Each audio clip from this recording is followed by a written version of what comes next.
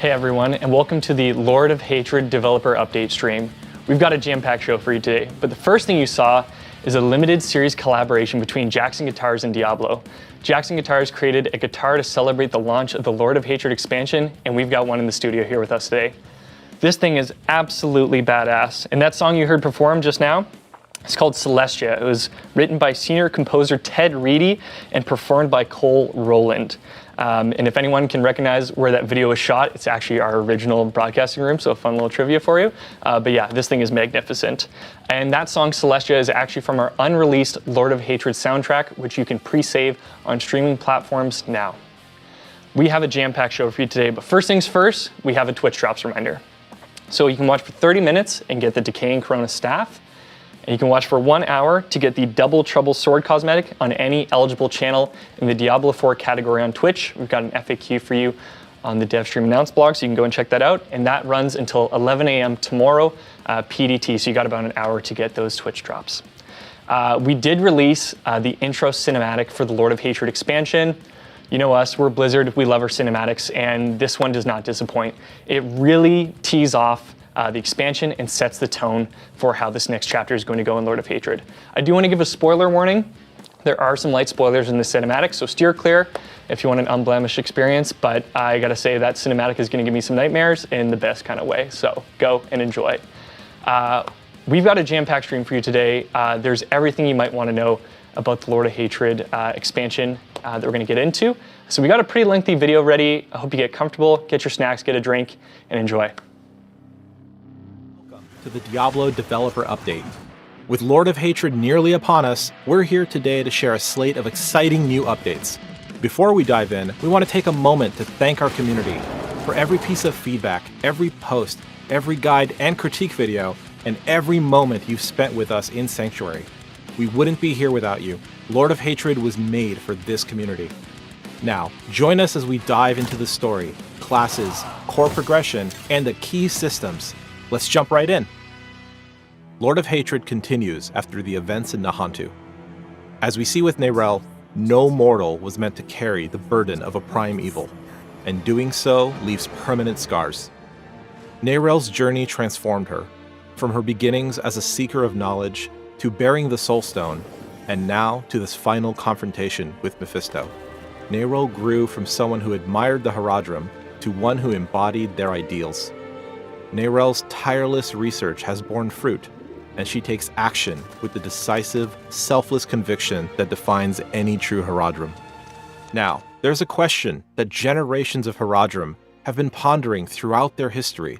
What is the point of killing a primeval if they always come back a generation later, after the last Horadrim have grown old, and there are none ready and able to take a stand against them? That dilemma, the cycle of the eternal conflict, sits at the heart of Neyrelle's research and pushes the story into its next phase. Knowing her time was running short, Neyrelle sent warnings to the few people she trusts, including Lorath Nar. As we march towards the reckoning, one thing becomes clear. Mephisto's plan is simple and terrifying. With the body of Akarat as a puppet, Mephisto has positioned himself and his pawns to be in the right place at the right time, and with the whole world watching. This sets the stage for our journey to the Scovos Isles, and our confrontation with Mephisto, the Lord of Hatred. And it's only the beginning. With Lord of Hatred, two new classes join the fight, the Paladin and the Warlock. They're designed to be instantly recognizable in both fantasy and moment-to-moment gameplay. New tools, new strengths, and new ways to approach every activity across Sanctuary. Both classes have been built with today's meta in mind, bringing fresh answers to familiar challenges, new build paths to explore, and new roles to master across every system Diablo 4 has to offer. The Talisman system is about giving you another way to express a build, giving you more room to specialize, items to hunt for, and more reasons to keep experimenting as you climb into the endgame. You'll see talismans built from a few key parts: your seal, your charms, and the combinations you create between them. The intent is simple: make the choices readable and make the results feel immediately different in combat. You'll find both seals and charms naturally as you play, across a range of rarities. Seals are the foundation. They unlock additional charm slots, roll bonus affixes, and in some cases they can even change the rules for what charms you're allowed to equip. At the top end, unique and set charms are the most powerful. These are the drops that you'll be chasing deep into the endgame. Unique charms pull signature powers from the unique items you know today, so that you can harness that effect without being locked into a specific gear slot. Set charms work a little differently. As you collect and equip more pieces from the same set, you'll unlock increasingly powerful set bonuses. Before Torment, set bonuses are more general, class agnostic, easy to understand, and meant to give you a serious boost while you're leveling. In Torment, sets become class specific, harder to find, and built to deliver a bold fantasy, unlocking new archetypes and defining playstyles. The Horadric Cube is a legendary artifact for endgame crafting. Combine rare materials, transmute them into something greater, and unlock powerful bonuses to fine-tune your build. More than a tool, it opens new ways to upgrade gear, experiment with options, and push towards true endgame power. Horadric Cube crafting is deliberate and impactful. You can take an item, add affixes through transmutation, and then upgrade it through the rarity tiers, up to legendary. Want to turn a great drop into a best in slot? Transfiguration is the way to ultimately finish an item. Layering on a range of powerful effects with a chance you'll be able to transfigure the same piece multiple times. You'll also choose how you transfigure. Standard transfiguration is chaotic. The potential for reward is high, but there is some risk. There is even a low chance that you'll be able to transfigure the same piece multiple times. Applying an entropic tuning prism makes your crafting outcome more stable. This will reduce the reward ceiling, but it always delivers a clean upgrade, perfect for items that are already incredible. For amulets, we have something special. The cube has an amulet-only transfiguration that can grant you a bonus legendary power, and you can re-roll it as long as you have the rare material to pay the cost. We love the variety and craziness of adding an extra legendary power onto high-end gear, legendaries, uniques, and even mythic items. So we've distilled that fantasy into a dedicated recipe you can use specifically on your amulet. Sometimes the best way forward is sacrifice. You'll now be able to break down an ancestral unique to create a unique charm. The latest skill tree updates are here to give you clearer, meaningful choices as you build, so that experimenting feels rewarding and the path from idea to fully realized build is easier to plan and more fun to iterate on. Itemization is the other half of the equation. With these system-wide updates, your item choices can meaningfully amplify a build, and they're designed to work in concert with everything else. Changes to legendary aspects, uniques, skill tree options, class mechanics, and more all support one goal, giving you the freedom to play your way. Let's look at a few examples. What is better than kicking your enemies away? How about kicking yourself to your enemies? Kick's Madness variant lets you fly around the battlefield by turning Kick into a mobility skill. Barbarians now have a variety of ancient skill variants that summon a temporary ancient to mimic your attack. Leap into combat with 3 ancients, then finish them off with a trio of ruptures. Druids can now choose their skill's shapeshift forms, and each form comes with powerful bonuses. Human form grants more resources, werewolf form grants more offensive power, while werebear form improves your survivability. Trample's variant leaves sundered rock along your path and a large burst at your target. Trample can now be used as a werewolf, and rather than charging along the ground, you quickly leap to your target. Druids can now unleash the fury of the wilds. This unique ring causes your shape-shifting skills to grant berserking and ferocity, bringing these powerful mechanics from the barbarian and spiritborn to the druid. You can take it a step further by synergizing Fury of the Wilds with the additional strikes upgrade for Lightning Storm, increasing the number of lightning strikes for each ferocity you have. Necromancers can now customize and upgrade their minions via the skill tree. Skeleton mages are now a core skill, costing essence to initially raise, but lasting indefinitely. Use the Singularity variant to instead focus all of your essence into a single, powerful but short-lived mage. Skeleton warriors are passively raised from nearby corpses, and activating their ability commands them to instantly attack a targeted enemy. The Book of the Dead now also enhances your minions with the powers of Bone, Blood, or Darkness, allowing them to interact with a wider variety of legendary and unique effects, such as Aspect of the Void. With the Cthulhu's Righteous Will Talisman set bonus, your enemies will cower before you, immediately being feared for a short time when they see you. You also reflect stun and knockback effects at those foolish enough to try to control you. Paladins can unlock ultimate power with the Light's Epiphany Talisman set. Using the Arbiter of Light unleashes Heaven's Fury and Fortress and allows you to cast Zenith for a short time.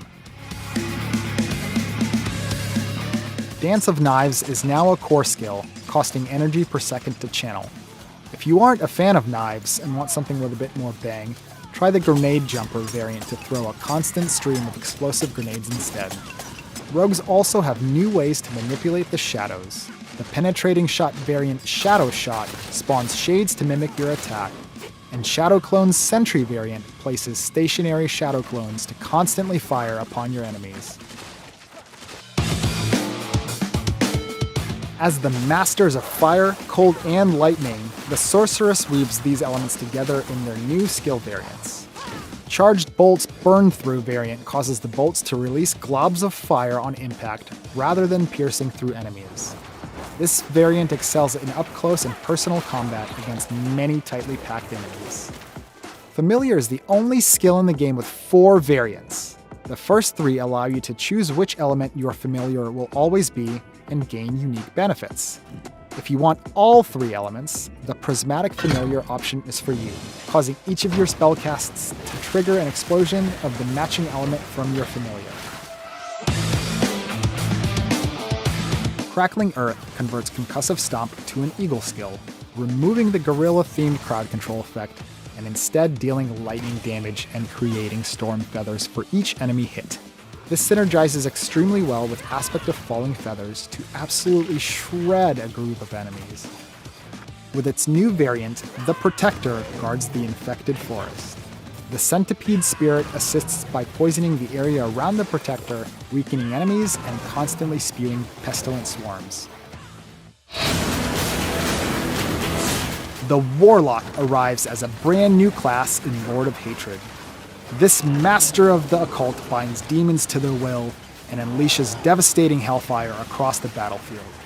The Warlock has a dual resource system. Your basic skills, like Doom, generate Wrath. Your core skills, like Hell Fracture, spend Wrath to unleash a powerful attack. Dominance is much slower to regenerate and is used for your greater demon summoning abilities, like Infernal Breath that spews fire at nearby enemies. To unleash ultimate destruction, channel the Armageddon Ritual variant of Apocalypse, calling down a relentless storm of fire and brimstone on the battlefield. Endgame in Diablo 4 should feel continuous. No stopping, no waiting, no friction between what you want to do and how you want to do it. The fight to defend Sanctuary continues in our new endgame system, War Plans. Choose your favorite activities, chain them together, and then customize the hell out of them. You start at the command table in Themis, the capital city of Skovos. You pick your activities with almost everything on the menu. As you make progress, your command table levels up, opening up a wider range of options, including higher node rarities and deeper chains, with up to 5 activities in a single war plan. War plans also grant the ability to teleport directly to the next activity in your playlist, and eventually back to Themis to claim your rewards and create a new one. And if you don't have a Nightmare Sigil or a Compass, not a problem. War Plans can generate one on the fly if you don't have your own. War Plans is all about giving you more choice. Want to burn through a stack of sigils? Do it. Want to hard focus on one lair boss for your session? Go for it. War Plans does more than enhance your endgame, it connects it. Completing War Plans will also feed into activity trees. Each activity has its own tree that you can invest in to customize how it plays. You earn 7 points per activity, so this is where you'll have to make real decisions. Let's look at the lair boss tree, because it's a great example of how deep this can go. You can tune your rewards with nodes like Lair of Runes for more rune drops, Lair of Plenty for an extra horde chest, Golden Horde to convert low-tier items into gold, or Exotic Armory if you're looking to gear an alt. Then there's cross-pollination, pulling lair bosses into other activities to remix your runs. Grigwar's Gambit can spawn him from Helltide chests. Embers of Anguish brings Andariel into the pit. Out of the Cold allows the Beast in Ice to join every Nightmare Dungeon boss fight. The Pit Tree gives you a completely different kind of control. You can dial up risk and reward with Choron's Haste, Heart of Stone, the Pit Butcher, or modifiers like Damned Thieves. Or you can pivot the rewards entirely, converting glyph upgrades with nodes like Choron's Soul and Choron's Flesh. This is just the tip of the iceberg. There are 100 different modifiers spread across the activities in the game. With War Plans, you get to define your own endgame. Fishing is designed as a laid-back collection activity, a chance to slow down and unwind between battles. You'll unlock it early after arriving in Skovos. A short questline will introduce you to the basics, and it'll teach you more about the wide variety of fish with different rarities and multiple modifiers to chase. Fishing is more fun with friends. You can trade any fish you find, no matter how weird, bloody, or celestial they might be, to help your fellow wanderers finish their collections. As for where you can fish, almost anywhere there are fish, and maybe even a few places that might surprise you. So take a deep breath, enjoy the calm you've earned, and appreciate a quieter moment in Sanctuary. But who knows what else lurks beneath the wine-dark sea? When Lord of Hatred is released, we'll also be making major updates across both seasonal and eternal realms. Permanent updates across realms will include the major skill tree improvements we've discussed, alongside a level cap increase to 70, extending torment tiers, a loot filter, map overlay, pathfinding, plus a pit overhaul and itemization updates. For players on the seasonal realm, there will be character resets, a refresh to season rank challenges with new rewards, and updates to the tower and leaderboard beta, all falling within the Season of Reckoning. This season brings 2 additional season ranks, unlocking over 100 season rank challenges for those who keep climbing through Sanctuary's trials. Push past your limits, conquer fresh objectives, and claim rewards worthy of your growing legend. With this update, we're here to make more affixes matter and make item choices contribute meaningfully to your overall power. Common, magic, and rare items contain meaningful value in endgame because they can serve as crafting bases. You can later add affixes to them and upgrade their rarity using the Horadric Cube. They will continue to drop in torment difficulties, including as ancestral items, and they can also roll with greater affixes. With this update, auto-salvaging of lower rarity items in torment has been disabled. Something we're excited about is damage multipliers on gear. Gone are the days of tossing out items with additive damage. Damage multipliers stack additively with themselves, but are multiplicative, vastly leveling up the item game and depth when it comes to the perfect item. For uniques, we're opening things up by reducing the number of always fixed affixes and rolling more from the available pool, giving you room to chase truly optimized combinations for your build. Tempered affixes went through an overhaul. Unique and mythic items can now be tempered. 200 legendary aspects have been refreshed with design updates. Gems are getting a major upgrade. Weapon gem effects are significantly stronger, and we're including new gem tiers. We've heard your feedback on stackable items, and we've increased the stacking size to 1,000 to help with inventory management. On the quality of life side, one of the biggest additions is the loot filter. This is a power user feature the community has been asking for a long time. You can export and import filters, hide item text, hide ground effects, hide both, or recolor text to make the drops that matter instantly stand out. Hunting for the perfect 4 out of 4 base, you can call out the affixes you care about and set a minimum number required, so those upgrade-ready items pop while the noise fades away. Loot filters will also support newly introduced systems such as the Talisman. The map overlay is here, and it completely changes how combat and moment-to-moment flow feels in Diablo 4. When the overlay is up, the minimap gets out of the way to broaden your view of the game space, and you've got quick controls to tune it on the fly. Keybinds for opacity, keybinds for zoom, and options to adjust the coloration of the overlay to match your preference. For those looking to continue with a smooth flow, you can enable pathfinding, which draws your route through Sanctuary directly to your destination. You'll no longer need to stare at your minimap to make sure you're headed the right way. The level cap has increased, expanding the ceiling for long-term progression.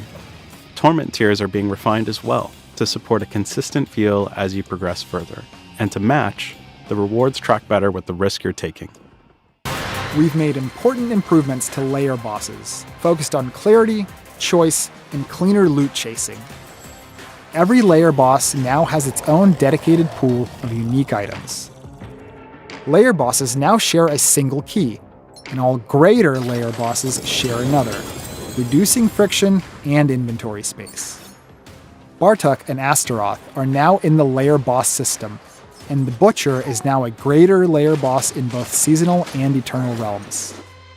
Lord Zir is now only one click away on the world map. We've made updates to runes to reduce friction and make progression smoother. The result is a more streamlined system and an indirect buff to farming the specific runes you care about. The rune pool has been updated and we've removed underutilized runes. All remaining runes now fit cleanly into the Socketable's inventory. Runes have also been heavily integrated into our Horadric Cube crafting system. Pit improvements are here, along with tuning and quality of life updates to make each run more exciting and more rewarding. Some of the improvements you've seen in the tower are coming to the pit, and we've also removed a few legacy systems along the way. The pit has grown, literally. Every run now spans 5 full floors, clearly marked by pit depth, so you always know how deep you've gone and how close you are to the finish. Floor generation has been rebuilt from the ground up for smoother flow, less frustrating dead ends, and a more consistent rhythm that keeps you moving forward. Nearly every environment in the game can now appear in the pit, pulling from both expansions and past seasons. And there are rare floors where you'll stumble onto brand new layout mashups found nowhere else. To keep the focus on action, we've also removed death and resurrection penalties along with boss shadow attacks. Spawning in the pit has been tuned to feel fair, deadly, and exciting. Shrines now use a flat spawn chance, giving each run a more consistent baseline, while still allowing for the occasional lucky spike. Almost every variant of every monster family can now appear, including very rare and special populations. Progress now scales with real danger, meaning tougher enemies push the bar faster.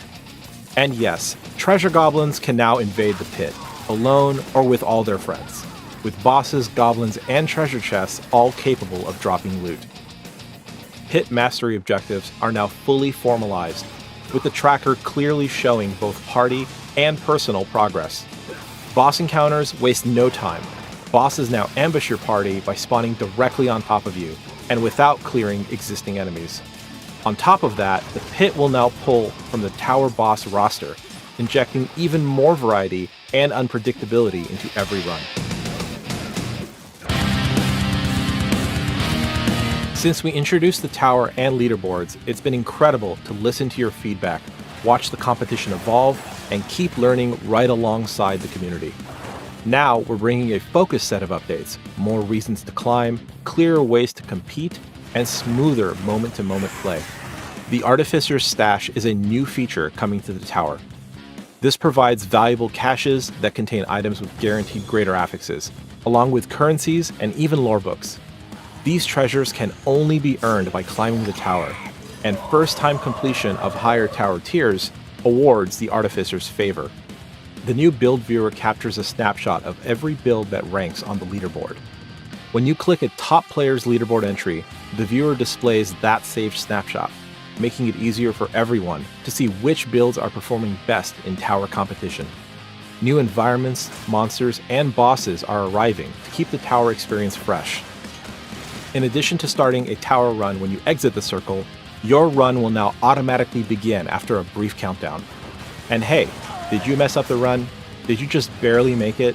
Did the Orb Goblin run away? Is that the best you got? The Artificer himself will now offer some commentary. Please try your best. He is watching. Lastly, we're making tower competition timing better and fairer. Based on player feedback, leaderboards now start on Thursdays after a release or patch.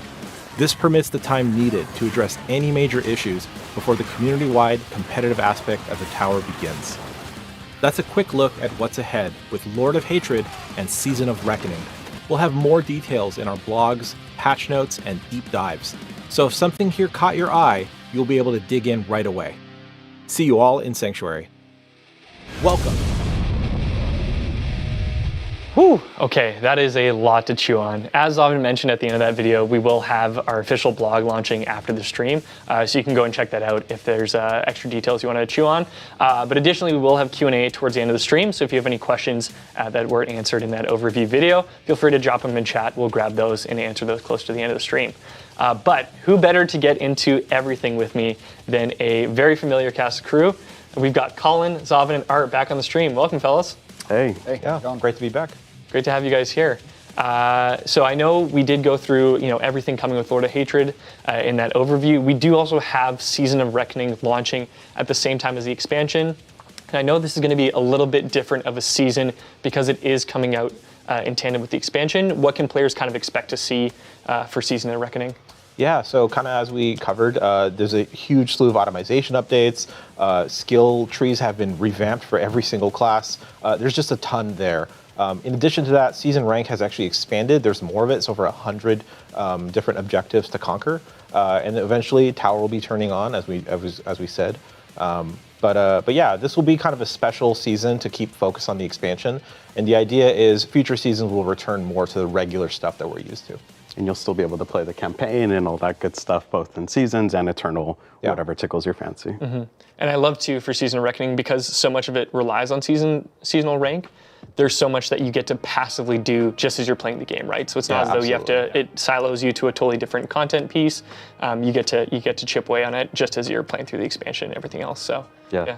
There's also a lot of goodies packed in there. A ton. Yeah, a lot of rewards spread throughout. Yeah, gotta love some rewards. But of course, I do really want to know from you guys, with the expansion coming out soon, with so much launching, what are you all most excited for players to get their hands on for the Lord of Hatred expansion? Yeah, I would say something that exists in the game. I would say probably the skill trees. I think, we've talked to death about it, but really it's hard to sort of understate or overstate, I should say, how transformative it is to actually play with it. Like, it's actually hard for us to play on live right now just because there's so many more builds. Art mentioned in the video that we touched like over 200 aspects. We've also added just a ridiculous amount of uniques to the game. We've ensured that like literally every skill in the game has a unique that can talk to it and interface with it.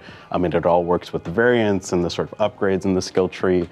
And I just can't wait to see kind of all the crazy things that players cook up. Like, a huge goal was to like blow out the number of builds in the game. Like, if you love build crafting, or if you love making your own sort of zero to hero journey with tons of weird odds and ends in your build, like, this is the expansion for you. And I just can't wait to see what happens. Mm-hmm. Yeah, I mean, across the video and even in the blog that's going to recap a lot of what we talk about here, there's only so much we can do to kind of describe how all these changes are going to be. You really are just going to have to jump in game and experience it for yourself, because all of us play Diablo so differently.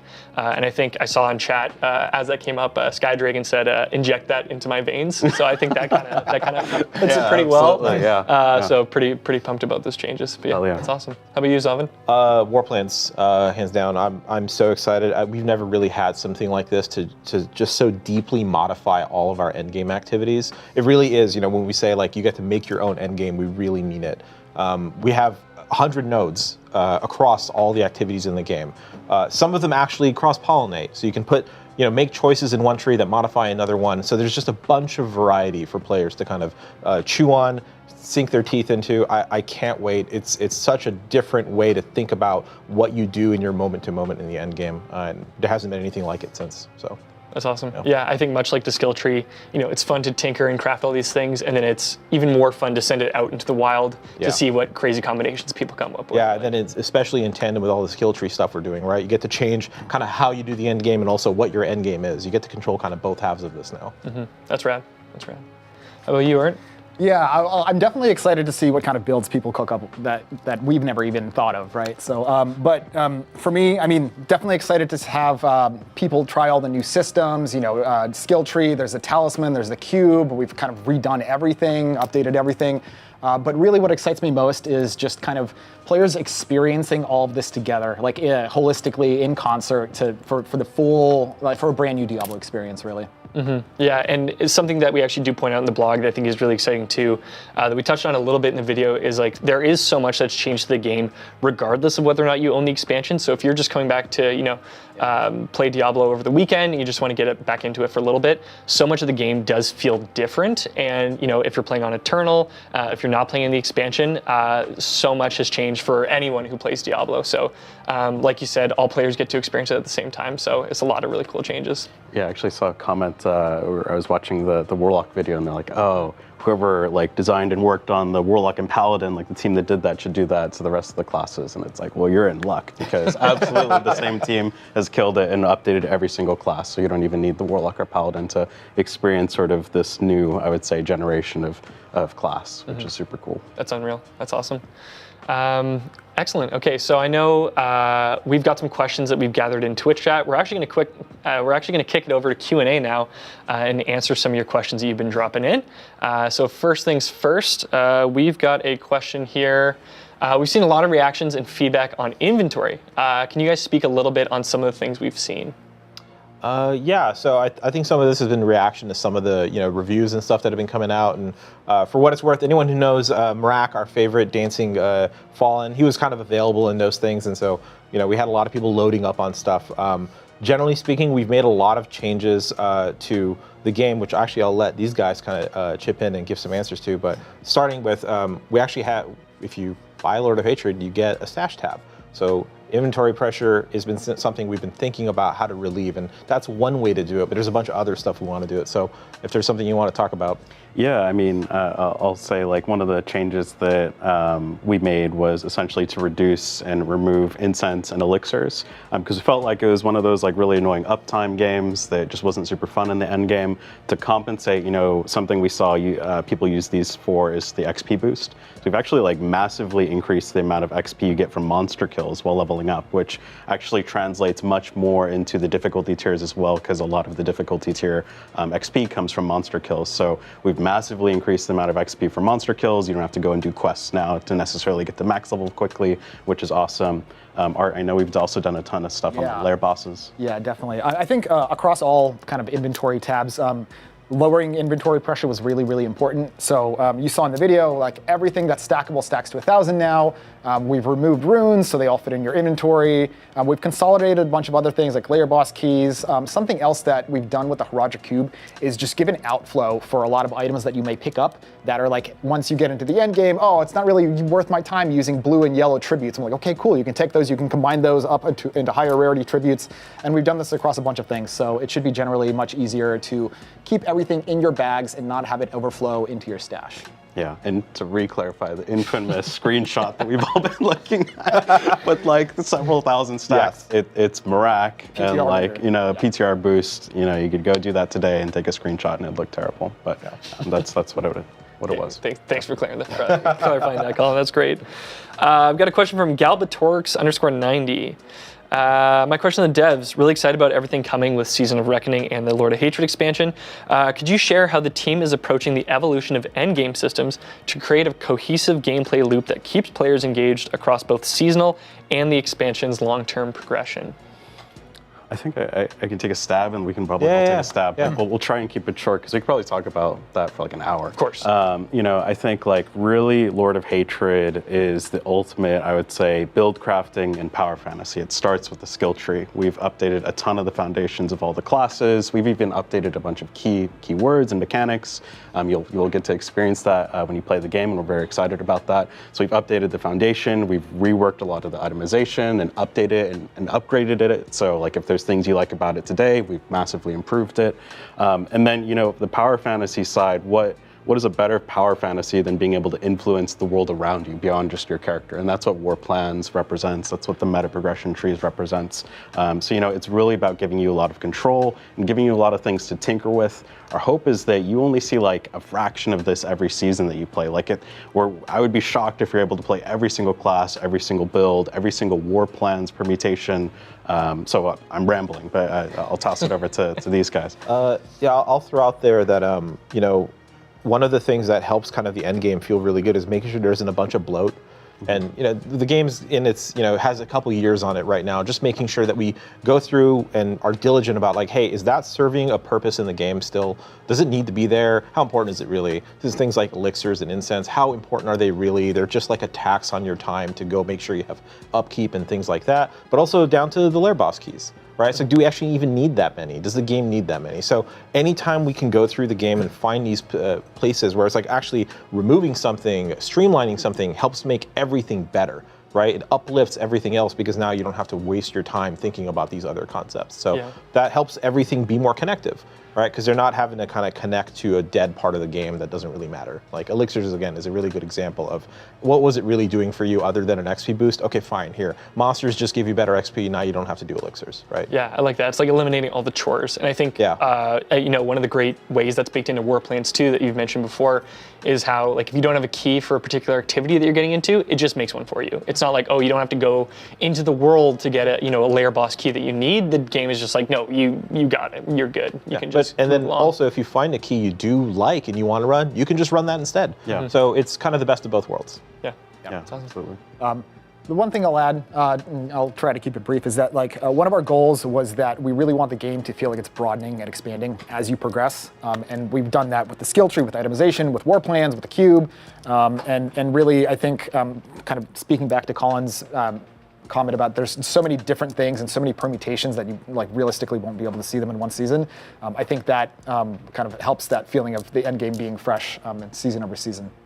Yeah, I'll add one more thing to that too, and you'll see some of the seasonal mechanics that players have really loved and enjoyed baked into War Plans. So this is something as a system we hope to sort of improve and expand over time as we do new seasons. We have this really cool system where we can inject fan favorites back into the game, if we think that it's going to make a better and more fun experience. So we think it's going to give us a lot of tools and the players a lot of fun things to fuck around with. So, and I would add, that is true about all the systems that we've been talking about. The cube, the talisman, all these things are primed for that kind of treatment in the future. Yeah, that's rad, because I feel like every season, whenever it wraps up, we always say like, hey, will this come back? It's like, well, we might find an interesting way to bring it back, and this is a huge way where a lot of those systems are going to be coming back in a really fun and cool way. Absolutely. Hell yeah.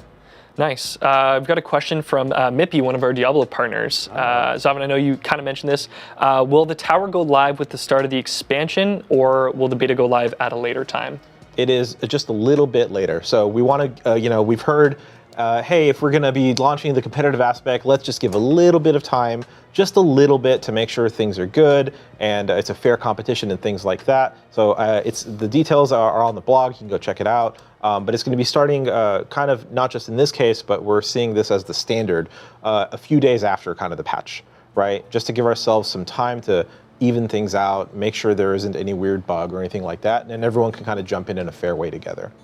Yeah, it's nice. Eliminate all the bugaboos right off the jump, and then then get right into it. Love it.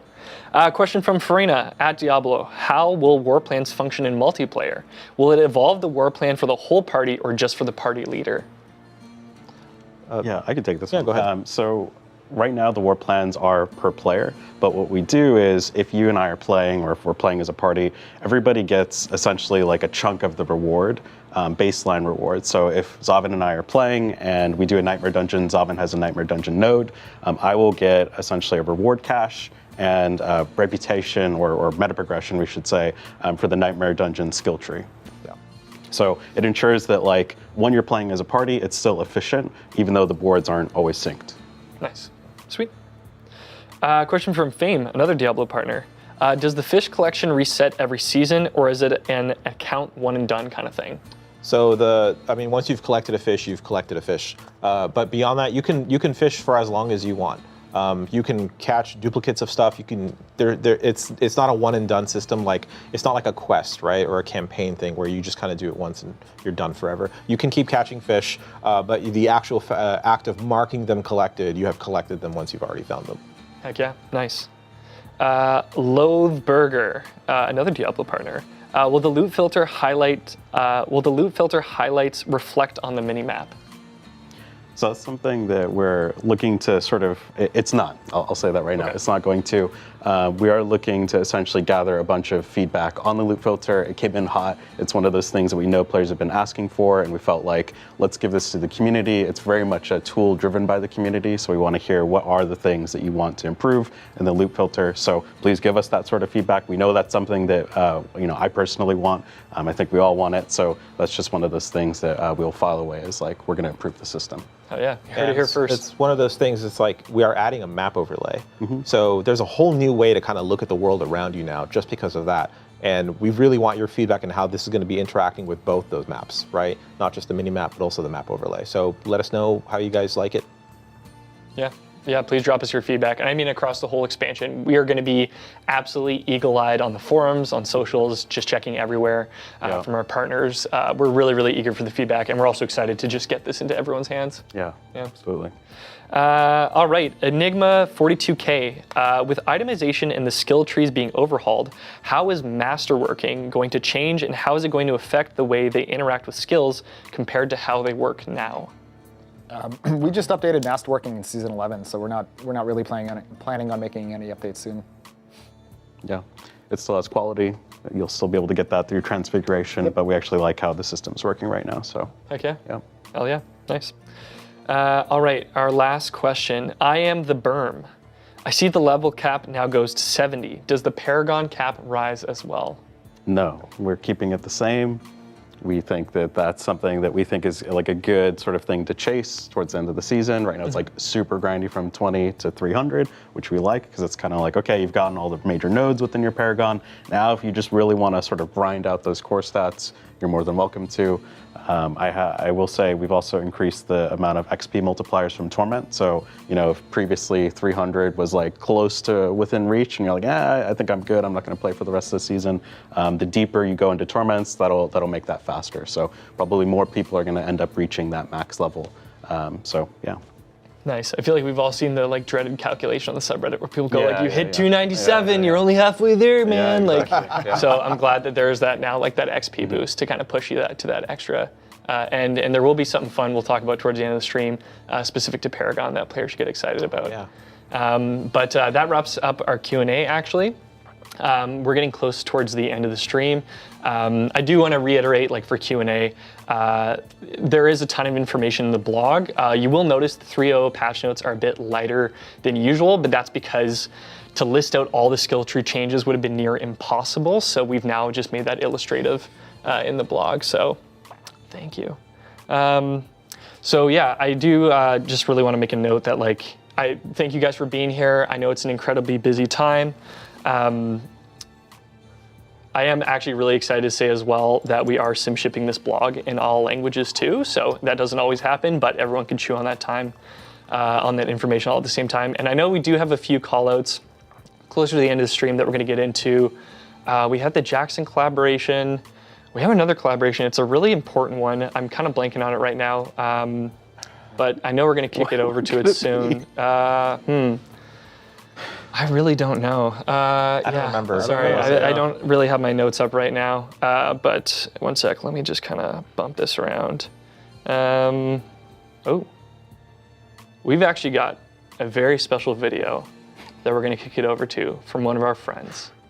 Enjoy.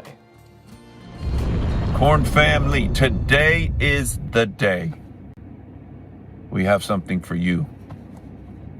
We've heard from you guys for so long, desiring new music.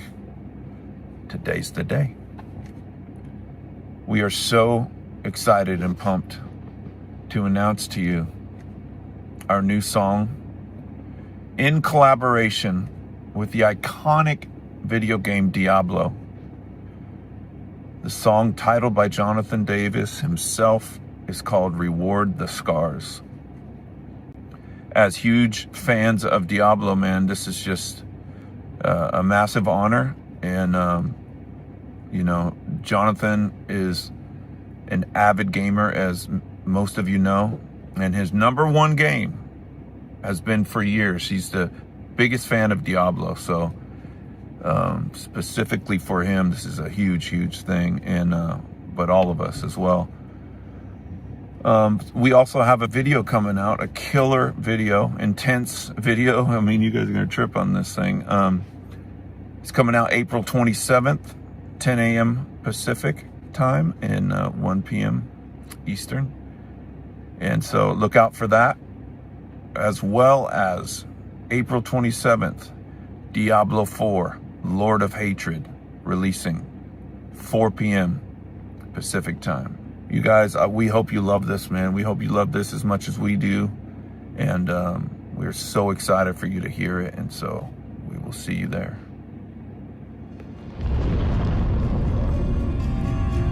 That's right. Thank you, Brian. You heard it here first. Lord of Hatred releases April 27th at 4 p.m. PDT, and Korn has put out their first single in 4 years. Reward the Scars is out today, and that video releases on Monday. We showed it off to the team. Brian wasn't lying. It's pretty badass. You're definitely going to want to check that out when it releases, but we've been so pumped to partner with Korn, so that is absolutely fantastic.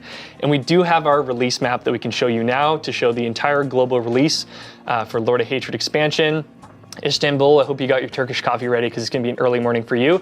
But there's that release map timing. We're going to be releasing this in the blog and on socials following the stream, so you can check out when Lord of Hatred goes live for you. Additionally, today, pre-download goes live at 4 p.m. PDT on Battle.net, Xbox, and PlayStation. So you can pre-download the 3.0.0 build, so when Lord of Hatred releases, you'll get into the expansion that much faster. And that begins rolling out at 4 p.m. PDT today for pre-download. So go and check that out. I'm also very excited to announce, or not announce, we've already had this promotion live for a little bit, but we've partnered with Trolley Gummies. Again, you can go to your local grocery store and get a bag of Mephisto branded Trolley Gummies, and you'll actually be able to get some weapon transmogs with your purchase, so you can go check those out. I have to say, ever since we partnered with Trolley for Vessel of Hatred, there has been a rotating trolley bag in my household. I absolutely love these things. They are sensational and delicious. And while you're at your grocery store, you can actually get a case of Diablo branded Fanta. We've got cases of Fanta Crimson Cherry with the Paladin on it, and with your purchase, you can also get an exclusive in-game reward.